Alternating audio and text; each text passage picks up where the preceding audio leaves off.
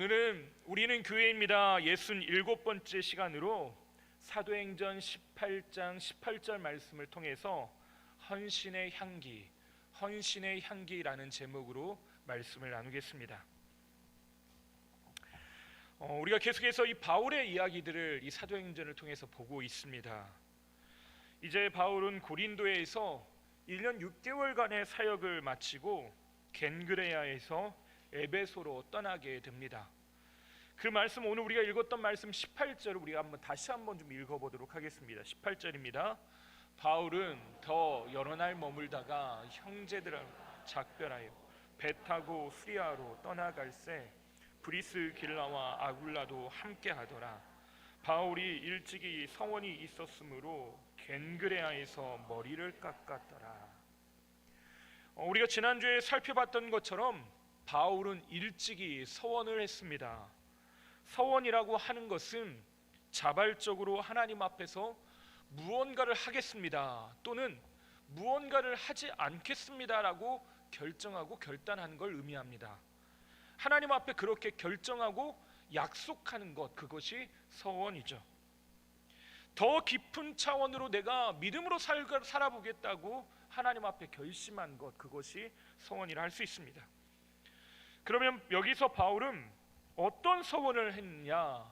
형식적인 면으론 나시린 서원을 한 것이 분명해 보입니다. 18절에 바울이 일찍이 서원이 있었으므로 겐그레아에서 머리를 깎았더라 라고 하는 이 표현 때문에 그렇습니다. 우리나라 사람들은 무언가 결단을 하면 뭘 하냐? 머리를 깎습니다. 그렇죠? 그래서 제가 처음 담임 목사로 설교할 때 머리를 짧게 자르고 와서 뭐라고 하냐면 일사각오의 마음으로 그렇게 하나님 앞에 섰다라는 이야기를 여러분에게 드린 것 같습니다. 그래서 일반적으로 무언가 투쟁하거나 자기 요구사항을 관찰하기 위해서 보통 하는 행위가 머리를 짧게 자르는 거죠. 삭발투쟁. 그렇게 하면서 자기의 뜻을 표현해 냅니다. 그런데 유대인들은 정반대로 합니다. 정반대로 한다. 이 말은 머리를 깎지 않는다는 말이에요. 대표적인 예가 삼손이라 할 수 있겠습니다. 삼손은 머리카락에 힘이 있다고 알려져 있는 사람이죠. 이 머리카락에는 일반적으로 유대인들에게는 하나님의 지혜와 능력이 담겨 있다라고 믿었습니다. 그래서 바울이 겐그레아에서 머리를 깎았다라고 하는 건 겐그레아에서 다짐했다는 게 아니라 일찍이 서원을 하면서 하나님 앞에 결정하고 결단했습니다. 그래서 그 서원의 시간들을 오랜 시간 동안 가져왔다는 거죠. 그것이 1년 6개월이든 하나님 앞에 결단했던 어떤 시간이 있었든 간에 그 자기가 약속했던 시간이 다 끝나고 이제 겐그레아에서 고린도를 떠나 다시 안디옥으로 돌아가려고 하는 그 과정 가운데 이 모든 서원의 완성의 표현으로서 머리를 깎았다는 겁니다. 다시 쉽게 설명하겠습니다. 겐그레아에서 내가 하나님 뜻대로 살겠다고 결심하면서 삭발한 게 아니라요, 지금까지 하나님 앞에 산 것을 완성하는 표현, 종결의 의미로 머리를 깎았다는 겁니다. 바울은 그럼 왜 이런 서원을 했을까요? 바울은 2차 전도행 내내 풀리지 않는 숙제 같은 것이 있었습니다. 여러분 2차 전도행을 떠날 때 바울에게 어떤 일이 있었는지 기억이 나십니까? 바울은 바나바와 마가 요한을 데려가는 문제 때문에 심하게 다투게 됩니다. 성경에서는 심히 다퉜다고 말로 좋게 표현하지만 그 안에는 깊은 감정의 골이 있었을 것이고요, 서로 다시는 보지 않겠다라고 하는 어쩌면 그런 강한 다툼, 충돌이 있었을지도 모르겠습니다. 그래서 오죽하면요 어떻게 합니까? 나는 실라를 데리고 떠나가겠다 하고 바나바는 마가 요한을 데리고 구브로로 가게 되죠. 거기서부터 결별하는 사건이 등장합니다. 다시 말해 1차 전도행을 떠날 때는요 온 교회가 바울과 바나바에게 안수하면서 기도하면서 성령께서 원하시는 것이 무엇인지 기도하며 출발했던 그런 사건이 기록이 되어 있는데 2차 전도여행을 출발하면서는 심히 다퉜다, 문제가 많았다, 관계가 틀어졌다, 자기가 하고 있는 일들에 대해서 어려움이 많았다, 부정적인 요소들이 굉장히 크게 부각되면서 출발했다는 거죠.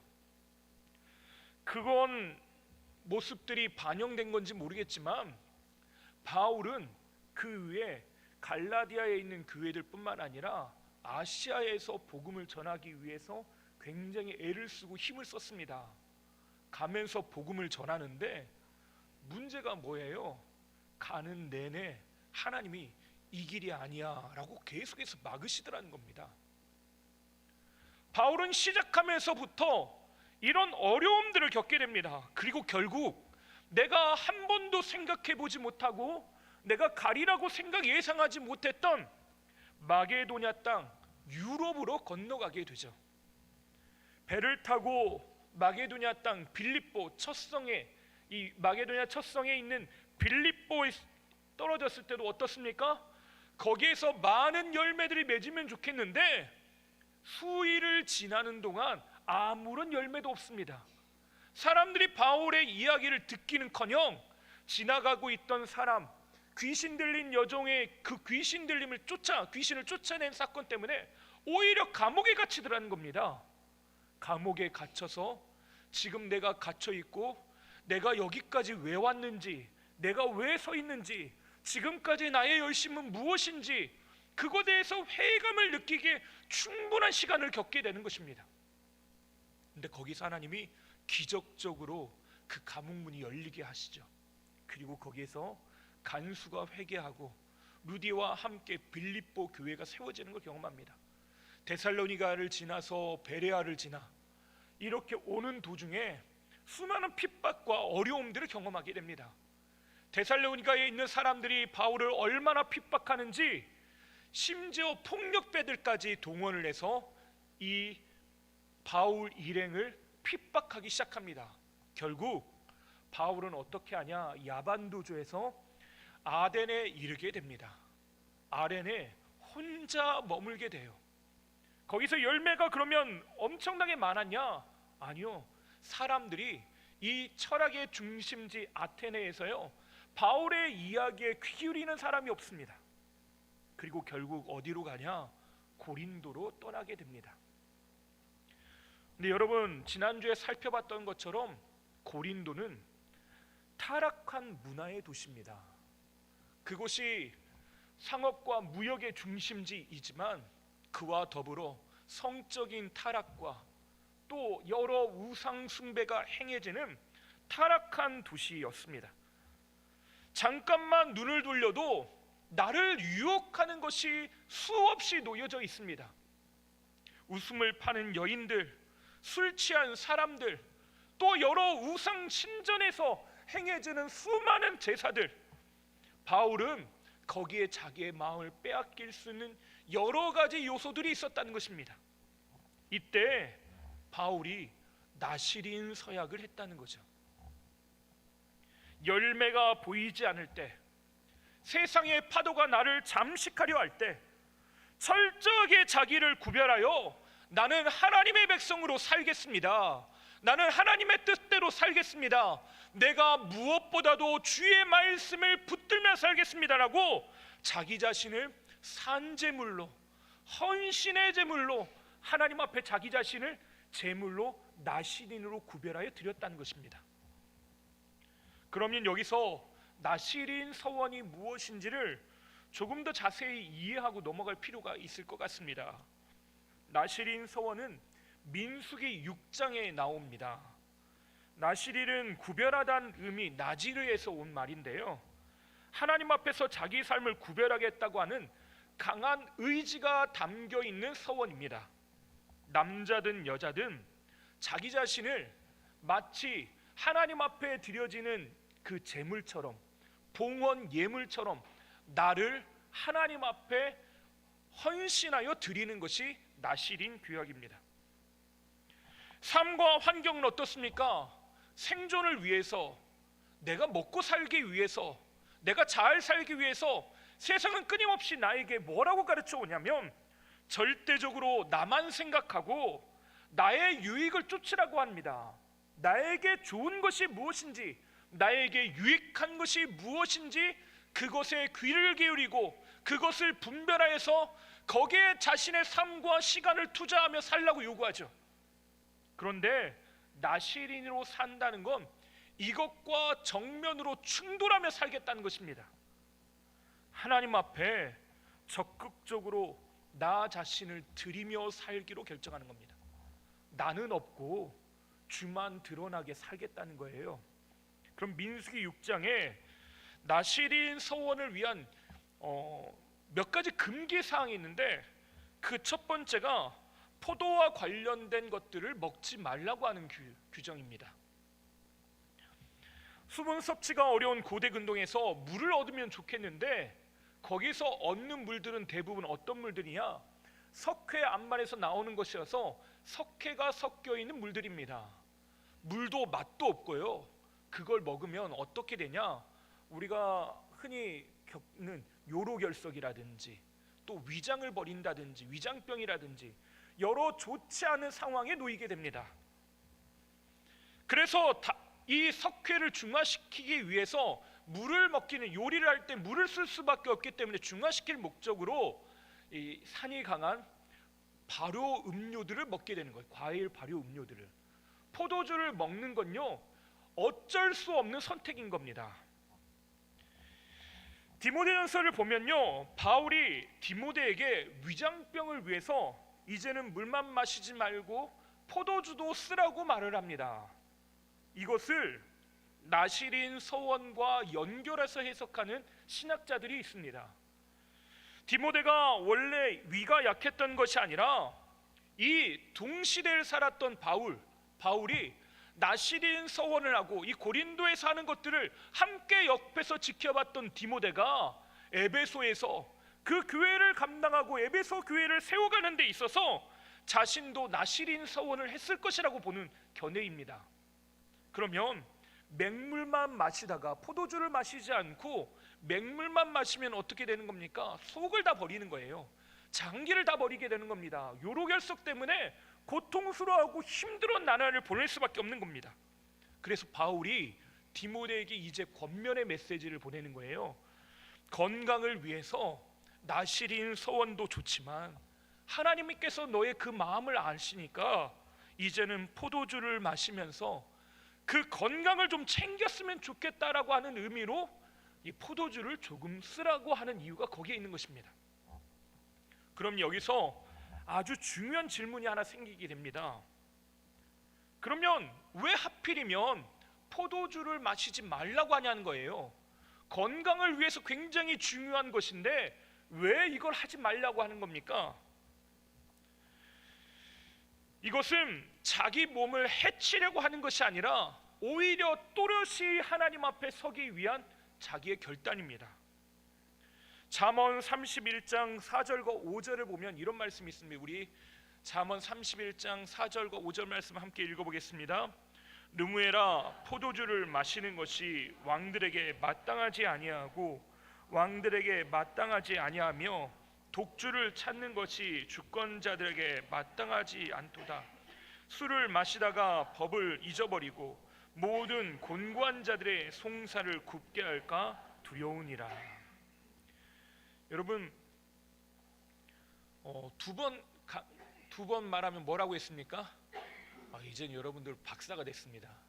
지금 뭐라고 하냐면 왕들에게 마땅하다, 왕들에게 마땅하다. 저기 오타가 아니라요, 성경에 쓰여 있는 그대로입니다. 저 말은요, 왕들은 이걸 잘 지켜야 된다는 거죠. 왕들은 잘 지켜야 된다는 겁니다. 뭘 잘 지키라고 합니까? 포도주를 마시지 마는 것, 마시지 않는 걸 잘해야 된답니다. 독주를 찾는 것이 주권자들에게 마땅하지 않도다라고 말합니다. 왜? 이유가 뭐라고 합니까? 술을 마시다가 법을 잊어버리고 모든 곤고한 자들의 송사를 굽게 할까 두려우니라.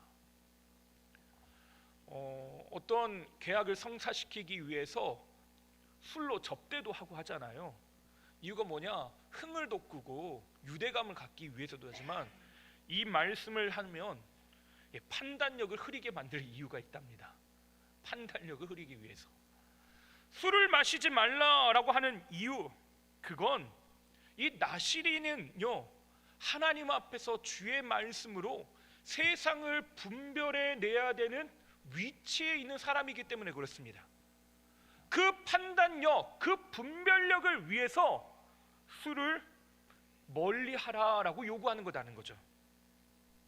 이 세상을 본받지 않고 하나님의 선하시고 기뻐하신 뜻이 무엇인지 그 온전한 뜻을 때로 살기 위해 분별력이 필요한데, 그 분별력을 위해서 필요한 게 뭐라는 겁니까? 포도주를 마시지 않는 것. 온 신경을 집중시켜야 되는 그 영적 민감함을 이 포도주 안에 있던 알코올이요 그 민감함을 잃어버리게 만들 수도 있다는 것입니다.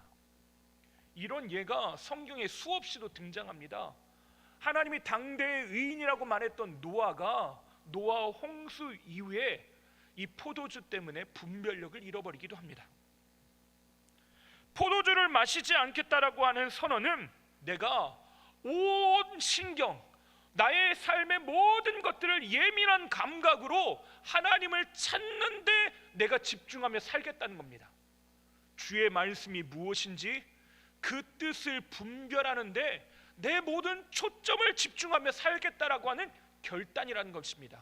그건 우리는요 술을 마셔도 되고 마셔도 되지 않는, 마시지 않아도 되는 문화에 살고 있지만, 여기에 이스라엘 백성들은 이 포도주가 없으면 삶을 해칠 수 있는 그런 환경에 놓여 있음에도 불구하고 극단적인 결단을 하는 거예요. 내가 주의 말씀을 분별하지 않으면 살 수가 없습니다. 내가 그 말씀대로 살지 않으면 살 수가 없습니다라고 하는 믿음의 결단을 한다는 것입니다. 두 번째 금기 사항이 있습니다. 두 번째 금기 사항은 시체 접촉 금지입니다.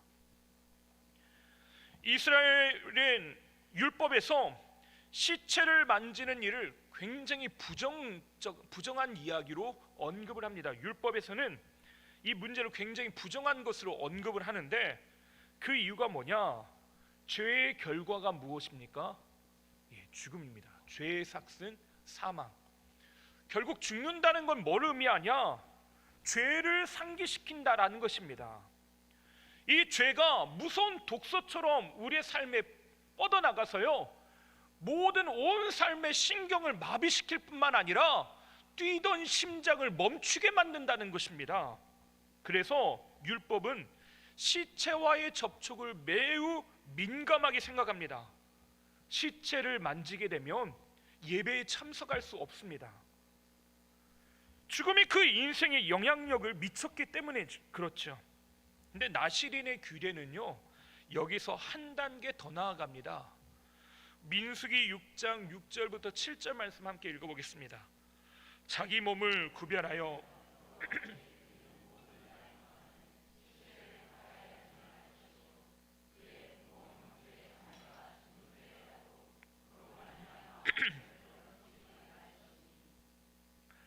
부모의 죽음도 접촉을 하지 말고 형제의 죽음도 접촉하지 말랍니다. 이 명령은 본래 누구에게 주어지는 명령이냐? 일반적으로 대제사장에게 주어지는 명령입니다. 일반적인 사람들은요 부모가 죽었는데 어떻게 그 부모를 돌아보지 않고, 형제가 죽었는데 어떻게 돌아보지 않겠습니까? 그런데 대제사장에게만큼은 이 규례가 주어져서요 그 거룩함을 지키도록 요구를 합니다.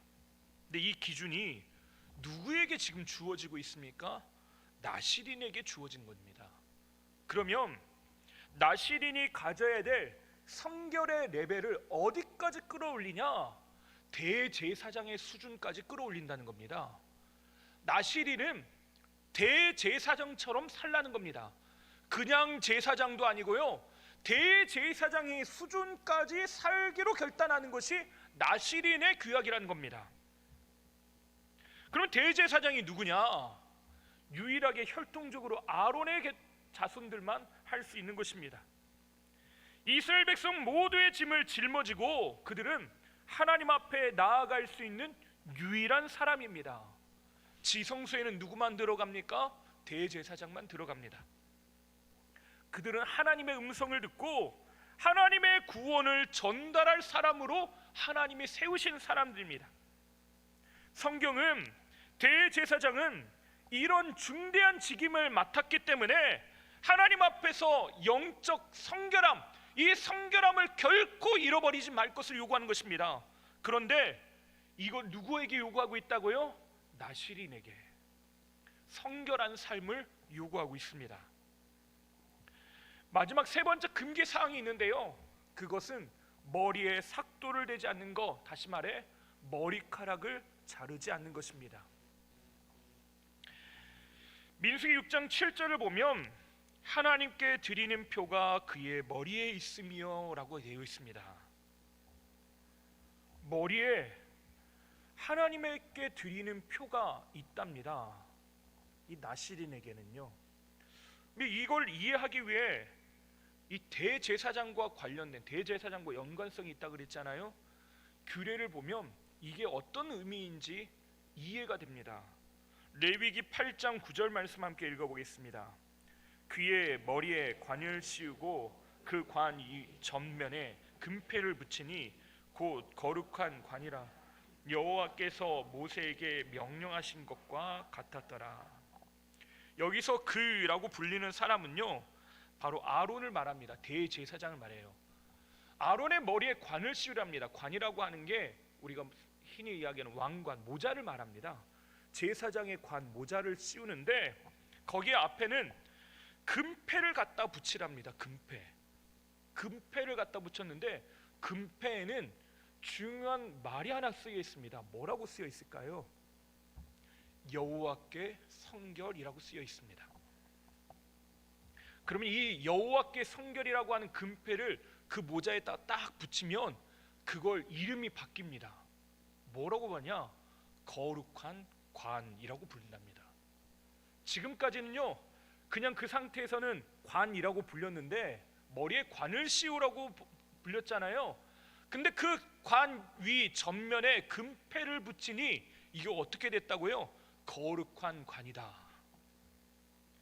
여호와께 성결이라고 불리는 이 거룩한 관이라고 하는 단어가 히브리어로 뭐라고 되냐? 네제르, 나지르라고 되어 있습니다. 아까 제가 설명했던 거 혹시 기억나십니까? 나시린이라고 하는 말과 동일한 단어가 됩니다. 머리를 자르지 않는 그 표가 그 머리에 쓰여 있는데, 길게 자란 머리에 우리는 보이지 않지만 길게 자란 머리에다가 하나님은 갖다가 뭘 붙여 놓으셨다는 겁니까? 금패, 여호와께 성결이라고 하는 걸 붙여놨답니다. 그 순간요, 내가 길게 자란 머리가 어떻게 되냐? 거룩한 관, 나시린이 된다는 겁니다. 여호와께 성결이라고 하는 걸 붙이며 산다라고 하는 그 표가 이 긴 머리카락에 있다는 것이에요. 하나님 앞에 이렇게 민감하게 서야 되는 이유, 그렇게 여호와께 거룩함과 성결함, 분별력을 잃어버리지 말고 살아야 되는 이유, 그것은 나시린이 하나님의 뜻대로 하나님의 방법대로 살면서 그 당시에 등대 역할을 하기 때문에 그렇습니다. 더 좋은 것을 위해, 하나님의 나라를 위해 나를 헌신하면서 잠깐의 즐거움을 버리는 것, 그것이 나시린들이 해야 될 일들이라는 거죠. 우리는 하나님 없이도요, 충분히 잘 살 수 있는 세상에 살고 있습니다. 하나님이 없으면 하나도 안 불편한데 돈이 없으면 불편합니다. 하나님이 없어도요, 내가 어떤 감정적으로도 불편함, 어려움이 없는데요, 돈이 없으면 너무 불편하고 힘든 것, 그런 삶을 살고 있어요. 하나님 없다고요, 내가 눈물 나고 고통스럽고 아프고 힘들고 내 인생이 왜 이렇게 망가졌나 한탄하진 않지만, 돈이 없으면 내 인생이 왜 이러냐고, 내 인생은 왜 이렇게 고통스럽냐고 외치며 사는 우리는 그런 세대를 살고 있습니다. 근데 나시린은 어떤 존재라고요? 그런 세상에서요, 하나님이 없으면 내가 살 수 없습니다라고 하는 걸 선포하며 사는 사람들이라는 것입니다. 거룩하지 않아도 우리는 그럭저럭 잘 삽니다. 오히려 정말 죄송한 표현이지만 하나님 없으면요, 하나님을 민감하게 우리가 보지 않으면요, 정말로 더 편하게 더 많은 것들을 즐기면서 더 배부르게 더 잘 살 수 있는 것이 우리의 현실이에요. 그런데 하나님께서 이 나시린을 통해서 그의 머리카락에 붙여놓은 거룩한 금패, 여호와께 성결이라고 하는 것, 그의 삶을 통해서 보여지는 그 경고들을 통해서 하나님은 무엇을 보여주시는 것입니까? 이 땅에 하나님이 함께 계시고 하나님의 뜻대로 사는 주의 백성들이 있으며 그렇게 사는 것이 정상적이고 하나님은 그 백성들을 기억하신다는 것입니다. 그래서요, 어느 공동체나 이런 나시린들이 필요합니다. 누가 요구하지도 않고요, 누가 말하지도 않았는데 내가 기도하겠다고 자발적으로 기도하는 사람들, 그 사람들이 영적 나시린들입니다. 누가 시키지도 않았는데요, 내가 평화를 전하는 사람, 화해를 가져오는 사람이 되겠다고 깨어진 관계를 메워주는 사람이 오늘날의 나시린이 되는 것입니다. 철저한 순종과 거룩함, 보이지 않는 곳에서 하나님 앞에 자발적으로 내어 자신을 섬기고 헌신하는 것, 그 나시린이 있기 때문에 그 공동체가 나아가야 될 방향, 그 표대를 잃어버리지 않는 것입니다. 교회에 있다 보면요, 우리 성도님들의 정말로 귀하고 선한 부분들을 볼 수밖에 없는 상황, 환경 가운데 있는 것 같습니다.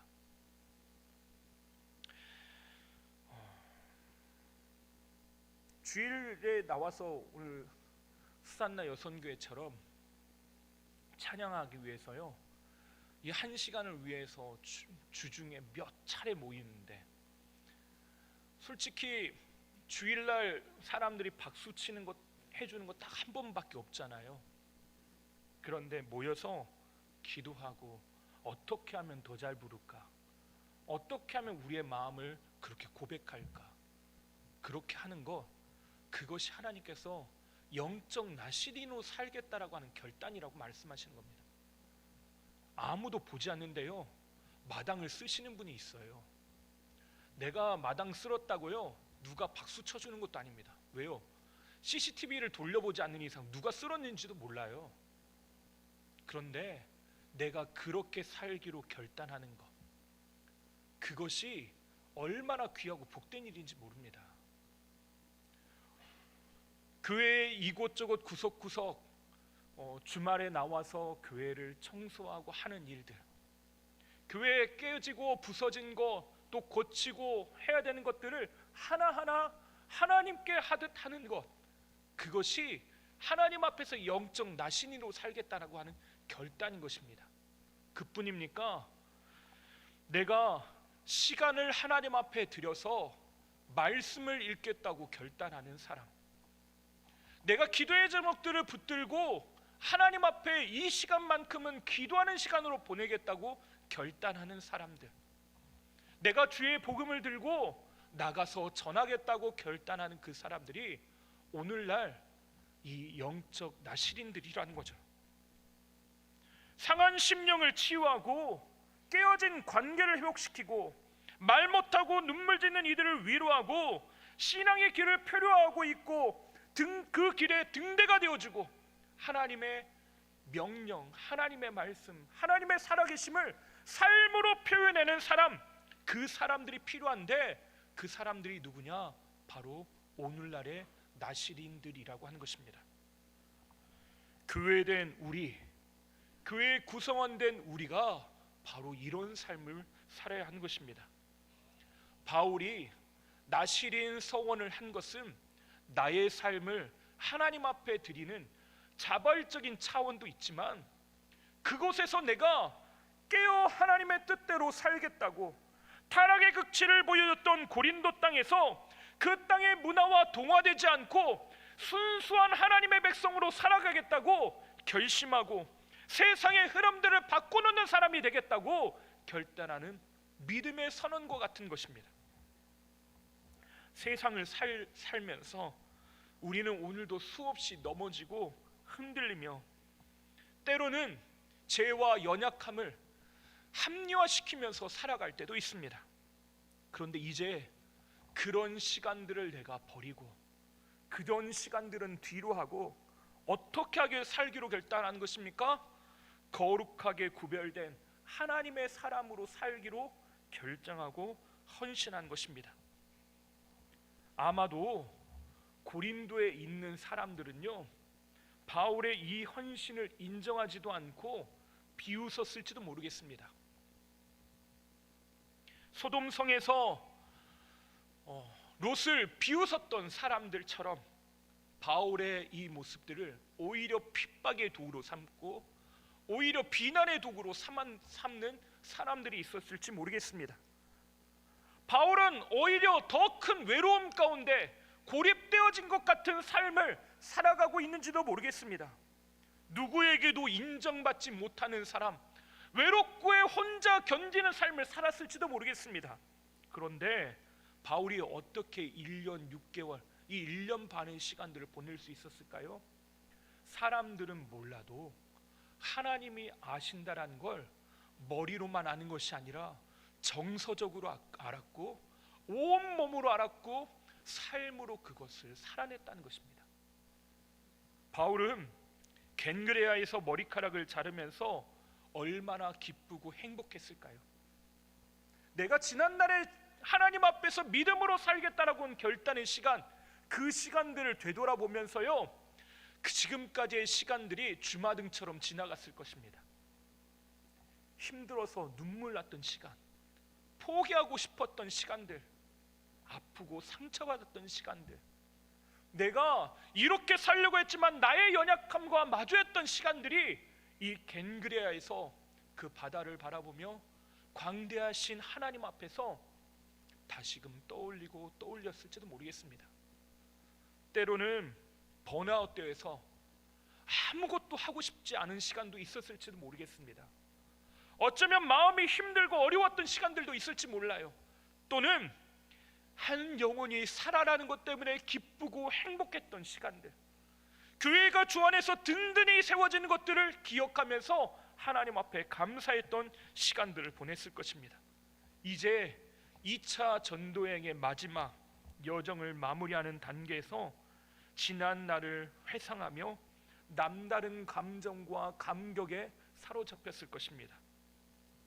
주님은 우리에게 분명히 약속하십니다. 우리 시편 126편 5절과 6절의 말씀을 이 영적 나신인으로 살아가고자 하는 사람들을 주시는 약속이라 믿고 우리 함께 고백하면서 읽겠습니다. 눈물을 흘리며 씨를 뿌리는 자는 기쁨으로 거두리로다. 울며 씨를 뿌리러 나가는 자는 반드시 기쁨으로 그 곡식단을 가지고 돌아오리로다. 왜 그렇습니까? 땅은 정직해요. 하나님 나라는 정직합니다. 내가 하나님 앞에 나의 삶을 내어드리고 심으면 그것이 100배, 60배, 30배의 결실로 열매 맺게 되더라는 것입니다. 왜 그렇습니까? 하나님은 아시기 때문에 그렇습니다. 하나님은 기억하시기 때문에 그렇습니다. 예수님이 십자가에 달리시기 얼마 전에 예수님 앞에 한 여인이 향유가 가득 담긴 옥합을 가지고 나왔습니다. 향유라고 하는 건 오늘날 향수와 같은 향기 나는 기름입니다. 근데 요한복음에 보면 이 여인의 이름이 기록이 되어 있습니다. 여인의 이름을 뭐라고 하냐? 마리아라고 하죠. 그녀의 인생에 대해서 정확하게 알 수는 없습니다. 하지만 어쩌면 그녀가 가진 이름이 그녀의 삶을 대변하고 있는지도 모르겠습니다. 마리아라고 하는 말은 이름은 이때 당시에 굉장히 흔한 이름이었는데요. 마리아라고 하는 이름의 여러 어원들 중에 그 중에 하나가 히브리어 마라에서 왔다라고 하는 의미가 있습니다. 마라가 뭐냐? 쓰다라는 겁니다. 다시 말해 마리아의 인생은 쓰디 쓴 인생인 것입니다. 그녀의 인생 가운데 한중간에 예수님이 찾아오셨습니다. 그러자 쓰디 쓴 인생이 달디단 인생으로 바뀌게 됩니다. 가나의 혼인잔치의 맹물이 포도주로 바뀐 것처럼 나의 쓰디 쓴 인생이 예수님으로 말미암아 달디단 인생으로 바뀌게 된 거죠. 그리고 이제 예수님 앞에 이 향유가 가득 닦인 옥합을 가지고 나아갑니다. 이것은요 한순간에 일시불로 살 수 있는 금액의 그런 것들이 아닙니다. 평생을 모은 돈으로 자신의 땀과 눈물, 지난날에 먹지 않고 쓰지 않고 모았던 것의 결정물들입니다. 평생이 담겼다고 해도 과언이 아니죠. 근데 그것을 그 옥합을 깨뜨려서 예수님 발에 붓습니다. 그러자 가룟 유다가 툭 튀어나옵니다. 가룟 유다가 어떻게 합니까? 예수님, 그 왕이신 예수님을요 은 30의 가치 돈으로 바꿔버렸던 것처럼 이 여인의 행동도 돈으로 바꿔버립니다. 가룟 유다가 말하기를 가성비가 떨어지는 왜 쓸데없는 행동을 하냐는 것입니다. 여인의 행동을 가치 없는 것으로 폄훼해버리더라는 거죠. 그러나 그녀는 어떻게 합니까? 오히려 내가 가장 귀하게 여긴다는 것, 그것을요 예수님으로 바꿔버립니다. 예수님 앞에서 이건 별거 아니야 라고 말하는 것이에요. 오히려 세상의 가치를 아무것도 아닌 것으로 만들어버린 것입니다. 세상 그 어느 것보다 그 무엇보다 예수님이 나의 가장 소중한 분이시고 나에게 가장 귀한 분이라는 것입니다. 그걸 머리로만 마음으로만 한 게 아니라 삶으로 고백해냈다는 것이죠. 마리아의 이 행동에 대해서 요한복음은 뭐라고 하냐? 향유 냄새가 집에 가득하더라.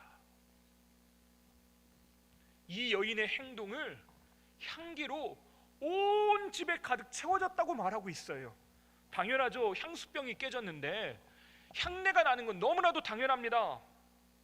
옥갑 안에 갇혀있던 나드, 그 향유가요 원래는 그 안에서만 갇혀져서 주변에 있던 몇 사람들에게만 그 향기가 전달되는 게 너무나도 정상적입니다. 그런데 그것이 깨어지자 어떻게 되냐? 온 방 안을, 온 집안에 그 향기로 가득 채워지다라는 것입니다. 가까이에 있던 사람들 몇 명, 나라고 하는 한계를 넘어서 나를 위한 것으로 넘어서서 어떻게 됐다라는 것입니까? 그 헌신의 향기가 온 집안, 거기에 모였던 모든 사람들, 온 공동체에 두루 퍼져나가게 되었다는 것입니다.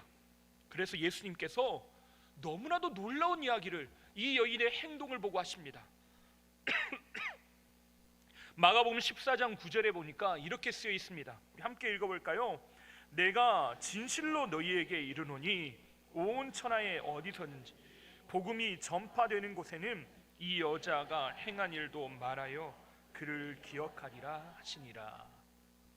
그를 기억하라고 합니다. 왜 그럴까요? 가룟 유다가 말한 것처럼요, 이것이면 무수한 가난한 사람을 도울 수 있는 훨씬 더 효과적으로 쓸 수 있는 것일 수 있습니다. 근데 왜 예수님은 가만히 두라고 하시면서 이 여인의 하는 일들을 칭송할까요?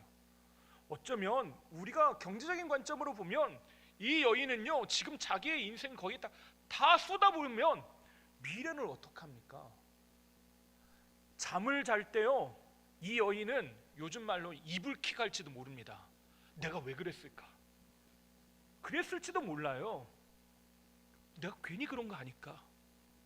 근데 예수님이 이 여인의 하는 행동을 칭찬한 이유가 있습니다. 왜냐? 예수님이 그렇게 하셨기 때문에 그렇습니다.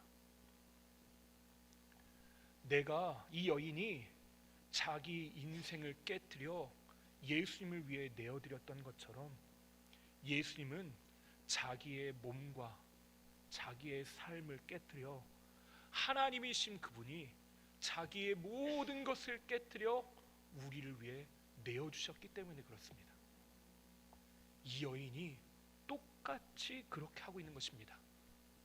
예수님이 십자가에 달리기 전 일주일 전에 이 여인이 예수님과 똑같은 그 일, 예수님의 장사를 위해서 똑같은 일들을 하고 있는 것입니다. 그리고 이제 예수님은 이 여인의 한 일들을요, 복음이 전해질 때, 예수님의 복음이 전해질 때 이 여인의 한 일도 똑같이 전해라고 이야기합니다. 왜 그렇습니까? 우리도 예수님처럼 살라는 겁니다. 이 여인처럼 그렇게 살라는 것이에요. 이걸 오늘 말씀으로 바꿔보자면, 그 언어로 바꿔보자면 나시린으로 살라는 것입니다. 그녀의 헌신의 향기가 온 시간과 공간의 한계를 뛰어넘어서 온 세상을 향기롭게 하였던 것처럼 그렇게 살라는 것입니다. 마지막으로 오늘 시 한 편을 또 제가 읽어드리고 마치려고 합니다. 십자가라고 하는 윤동주 시인의 시인데요, 잘 보이시나요? 네, 제가 읽어드리겠습니다. 십자가. 쫓아오던 햇빛인데 지금 교회당 꼭대기 십자가에 걸렸습니다. 첨탑이 저렇게도 높은데 어떻게 올라갈 수 있을까요? 종소리도 들려오지 않는데 휘파람이나 불며 서성거리다가 괴로웠던 사나이 행복한 예수 그리스도에게처럼 십자가가 허락된다면 모가지를 들이우고 꽃처럼 피어나는 피를 어두워가는 하늘 밑에 조용히 흘리겠습니다. 나도 예수님처럼 그 십자가의 길을 선택하며 살겠다는 거죠. 오늘도 하나님 앞에 자기 삶을 내어드리는 수많은 분들이 있습니다. 남들이 알아주지 않지만, 가장 가까운 사람들도 이해 못할 때가 있지만, 심지어 교회 안에서조차 이해받지 못할 때도 있지만 예수님은 나를 기억하신답니다. 나의 삶을 내어드리며 그렇게 믿음으로 살겠다고 결단하는 사람들, 그 사람을 하나님은 기억하시겠답니다. 나의 시간과 물질, 열정, 눈물, 기도, 사랑을 드리는 그들을 하나님은 기억하십니다. 그런 사람에 대해서 우리에게 새로운 이름이 붙게 됩니다. 우리 고린도서 2장 15절을 마지막으로 읽어보겠습니다. 우리는 하나님 앞에서 그리스도의 향기니, 아름다운 향기 나는 삶으로, 그런 사람으로 오늘을 살아가시는 저와 여러분 되시기를 주님의 이름으로 축원합니다. 기도하겠습니다. 하나님, 주 앞에 주의 은혜로 살겠다고, 주의 말씀으로 살겠다고 결단하는 이 믿음을 우리에게 허락해 주십시오. 때로는 아무것도 아닌 것처럼 보이지만, 그것이 어떤 의미가 있을까 고민도 하지만, 하나님 매일의 삶을 하나님의 뜻대로 살겠다고, 주의 은혜 안에 살겠다고 결단하고 결심하며 사는 우리 모두가 되게 하여 주시옵소서. 나시린으로 자신의 삶을 드렸던 이들처럼 오늘도 하나님 앞에 구별된 삶으로 하나님 앞에 드리며 나아갑니다. 이 헌신과 결단들을 하나님께서 기쁘게 받아주셔서 세상을 향기롭게 나는 그 그리스도의 향기로 오늘을 살게 하여 주시옵소서. 하나님, 이 믿음으로 사는 하나님의 사람들을 기억하여 주셔서 어디 있든지 그 향기로 온 집이, 온 공동체가 가득하게 하여 주시옵소서. 감사하며 예수님의 이름으로 기도하옵나이다. 아멘.